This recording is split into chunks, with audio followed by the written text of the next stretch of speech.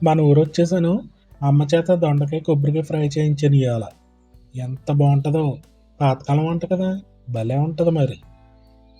ఇక తెలుసు కదా! ఇంటికొస్తే మట్టి దాకలు, కట్టెల పొయ్యిలు ఇంక ఎక్కువ శాతం మట్టి దాకల్లోనే ఉంటాయి. చాలా సింపుల్‌గా అయిపోద్ది. మరీ ఎక్కువ టైం ఏం పట్టదు. అవతల అన్నం ఉడుకుతుంది. అందుకని ఇవతలనమాట. ఫ్రై కాబట్టి కొంచెం ఆయిల్ ఎక్కువ పడతది. ఆయిల్ బాగా కాగిన తర్వాత తాలింపు గింజలేసుకోవాలి. శనగపప్పు, మినపప్పు, పొట్టు మినపప్పు అయితే మంచి టేస్ట్ ఉంటాయి కర్రీకి.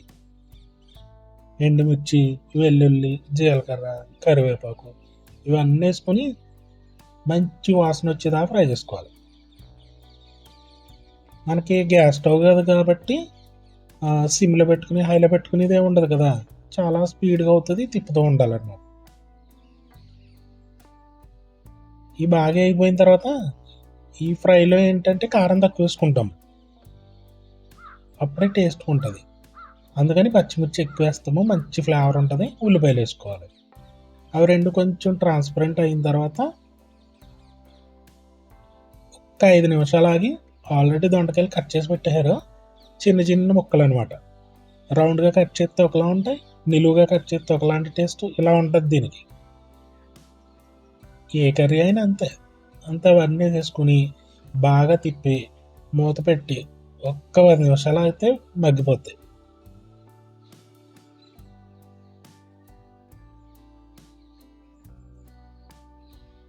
భలే ఆవిరి పొగలు కక్కుతా ఉంది కదా!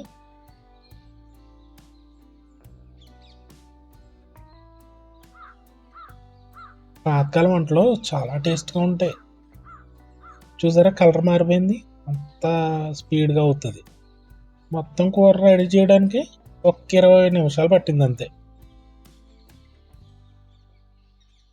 ఇప్పుడు కూరని బట్టి ఉప్పు, పసుపు, కొద్దిగా కారం మరీ ఎక్కువేసుకోకూడదు. ఇవన్నీ వేసి ఒక్కసారి తిప్పేసి ఒక 5 నిమిషాలు ఉంటే చాలు. ఆల్రెడీ కుక్ అయిపోయింది మొత్తం కర్రీ.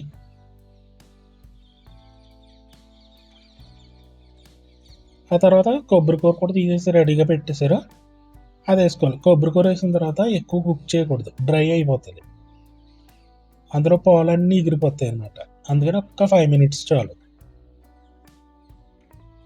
ముందు తాలింపులో కరివేపాకేసాము. మళ్ళీ లాస్ట్‌లో ఏసుకున్నామనుకో మంచి సువాసన ఉంటది. దింపే ముందు కొద్దిగా కొత్తిమీర ఏసుకుంటే పర్లేదు. ఏసుకోకపోయినా కూడా ఏమవ్వదు.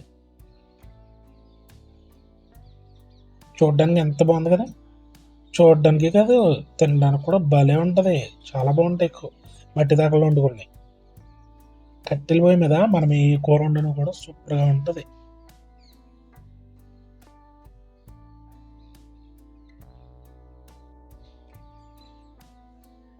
కూర అయితే రెడీ అయిపోయింది. నేను టేస్ట్ చేశాను. కానీ వీడియో షూట్ చేయలేదది. ఎక్సలెంట్‌గా ఉందో తెలుసా! చాలా బావుంది. ట్రై చేసి చూడండి మీరు. మన ఛానెల్ ఓపెన్ చేసి చూడండి బోలెడన్ని వీడియోస్ ఉంటాయి. ఇంకా పాతకాలం వంటలు రకరకాలన్నీ పోస్ట్ చేస్తుంటాను. సపోర్ట్ ఇవ్వండి. సబ్స్క్రైబ్ చేసుకోవడం మర్చిపోవద్దు. లైక్ చేయండి.